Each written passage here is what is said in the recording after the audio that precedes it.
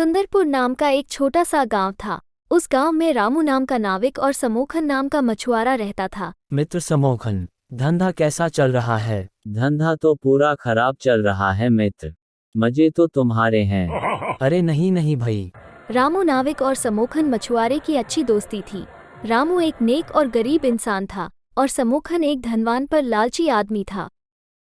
एक दिन रामू जब सुबह सुबह नाव खोलने नदी पर पहुंचा तो उसने देखा कि उसकी नाव वहां नहीं थी। हाय, मेरी नाव कहाँ चली गई? कल इस ओर ही तो रख कर गया था। जब वो अपने नाव को नहीं देखता है तो वो रोने लगता है। भला मेरी नाव को कौन लेकर जा सकता है? उसने बहुत ढूंढा लेकिन नाव नहीं मिली। उसका रोना सुनकर नदी से एक सुंदर जलपरी बाहर आई। उसने रामू से रोने का कारण पूछा। रामू, तुम क्यों रो रहे हो? रामू ने कहा, मेरे पास एक ही नाव थी और वो भी खो गई। पता नहीं कौन उसे ले गया। वो जलपरी तुरंत ही नदी में डुबकी लगाई और एक सुंदर चांदी का नाव उसके सामने लेकर आई। उसने रामू से पूछा, क्या ये तुम्हारी नाव है? नहीं नहीं, मेरी नाव ऐसी नहीं थी। जलपरी ने फिर डुबकी लगाई और थोड़ी ही देर में वो सोने की चमचमाती नाव लेकर बाहर आई। उसने फिर रामू से पूछा, क्या ये तुम्हारी नाव है? मुझ जैसे गरीब के पास ऐसी नाव कहाँ से आएगी? मेरे पास तो लकड़ी की नाव थी। जलपरी फिर से नदी में समा गई और इस बार लकड़ी वाली नाव लेकर बाहर निकली। अपनी पुरानी नाव को देखते ही रामू खुशी से झूम कर बोला, हाँ, ये ही मेरी नाव है। मैं इसे ही खोज रहा था। जलपरी ने रामू की ईमानदारी से खुश होकर उसे तीनों नाव दे दिए। रामू, जिस प्रकार तुमने ईमानदारी दिखाई है मैं उससे बहुत खुश हूँ और खुश होकर तुम्हें तीनों नाव देती हूँ। रामू खुशी खुशी अपनी नाव के साथ सोने चांदी के नाव लेकर चला गया। शाम को जब वो अपने घर लौटा तो उसने जलपरी की कहानी अपने दोस्त मछुआरे समोखन को सुनाई। पता है मित्र समोखन, आज मेरे साथ क्या हुआ?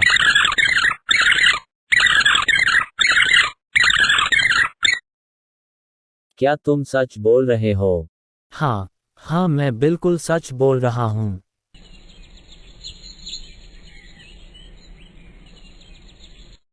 समोखन के मन में लालच आ गया। मैं भी कल नदी जाऊंगा। मैं तो नदी से हीरे का जाल लेकर वापस आऊंगा। अगले दिन वो मछली पकड़ने वाला अपना जाल लेकर नदी किनारे पहुंचा और जाल को नदी में डुबोकर जोर जोर से रोने लगा। सुंदर जलपरी फिर नदी से बाहर निकली और मछुआरे से रोने का कारण पूछा तो समोखन ने झूठे आंसू बहाते हुए कहा, मेरा मछली पकड़ने वाला जाल इस नदी में खो गया है। जलपरी ने नदी में डुबकी लगाई और एक चांदी का जाल लेकर मछुआरे से पूछा, क्या ये तुम्हारा जाल है? लालची समोखन को तो हीरे का जाल चाहिए था, इसलिए उसने कहा कि नहीं, ये मेरा जाल नहीं है। मेरा जाल तो बहुत सुंदर था। जलपरी ने फिर पानी में डुबकी लगाई और एक सोने का जाल लाकर बोली, क्या ये तुम्हारा जाल है? नहीं नहीं, ये मेरा जाल नहीं है। मेरा जाल तो हीरे का था। ये सुनकर जलपरी ने अफसोस के साथ कहा, समोखन, तुम झूठ बोल रहे हो। इस नदी में कोई भी हीरे का जाल नहीं आया है। तुम एक लालची आदमी हो। इतना कहकर वो नदी में गायब हो गई।